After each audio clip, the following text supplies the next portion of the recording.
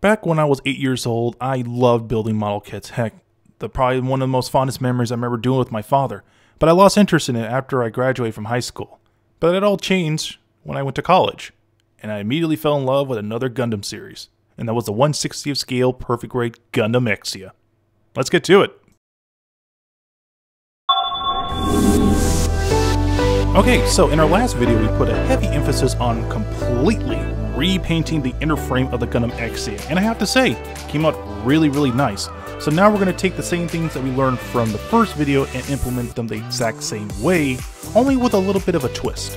This time around we're going to be using our good old Surface Primer Gray, and this spray is going to be primarily used for all the color pieces. Just like how you see here, I'm holding the Mr. Color Exam Blue 1, which is going to be used for the blue parts. That's going to be a top layer that I'm going to apply over it once I do the pre-shadow on the pieces that already been hit with the primer paint. As always, before using these paints, put on some gloves, give it a good shake, and use a proper respirator. This stuff's nasty to your lungs. And as always, when it comes to spraying these pieces, never do it super close. You want to do it from a left to right ratio, so that way you spray the pieces nice and evenly. Oh, and just a friendly heads up, if you do see this video and you notice that, hey, where's the blue parts that you said you were going to spray?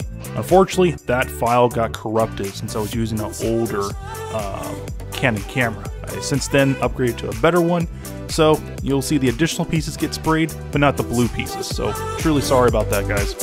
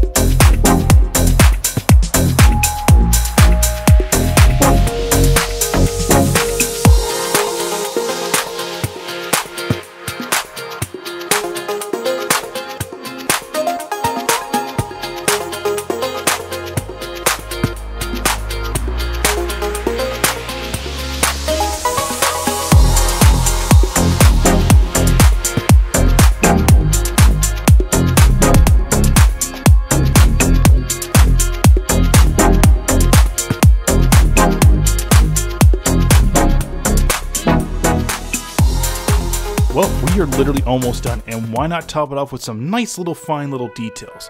Now you do have the choice to make it extreme like I did with my old Strike Freedom Gundam, or you can just make it very subtle. So I'm going to use the Shars pink for the red pieces to create like a little chip paint, using the silver on the blue paint to emulate the chip paint, as well as using the gun black to make the white pieces like they've been a little scuffed up during a battle, but not as extreme like I did in the other model.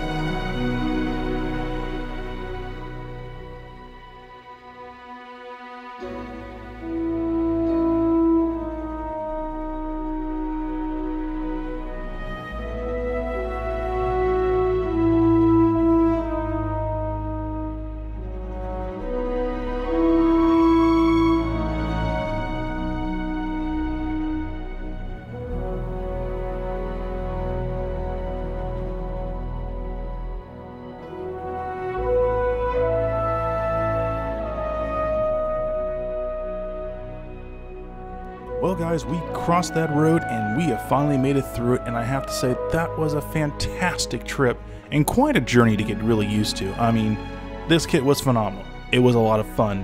There was many challenges, and there was many little upsets, there was a lot of downs, but they're really small. So let me break down the goods and the bads. So the bads, there's not a lot of head movement, so it's pretty limited, and the second bad part is there's no water decals. That's pretty much it. The decals that come with it, they'll do the job. So the good things: one, you can do a lot of great articulation between the hands, and there's multiple interchangeable hands as well as beam sabers. No beam rifle, but more like a beam pistol. But the biggest feature on this kit are the LEDs, and they are fantastic. I mean, wow.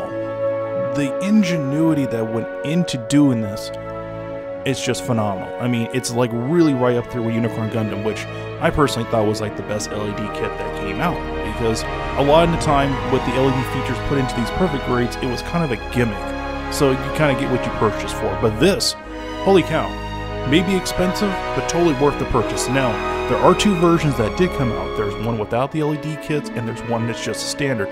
So if you don't want to deal with the hassle of messing with wiring, go for that one. Now, to wrap this whole thing up, is this kit a buy or don't buy? It's a buy, hands down. LED or not LED, it doesn't matter. Well, of course it matters. You know, which one's cheaper, which one's more expensive. I personally went for the LEDs because I want something to look really nice in my office, but more importantly, it's more of an improvement of myself as a builder. I never liked airbrushing, but I always was interested in it. I always liked doing weathering damage, but I didn't know how to do it. And over the years of building Gundams after Gundams, I've kind of gotten this nice little, I guess you can say, rhythm of getting comfortable with it. And the fact that I can actually have my favorite Gundam in my office brings everything in a full circle. So, Bandai of Japan, thank you so much for making this kit available for everyone.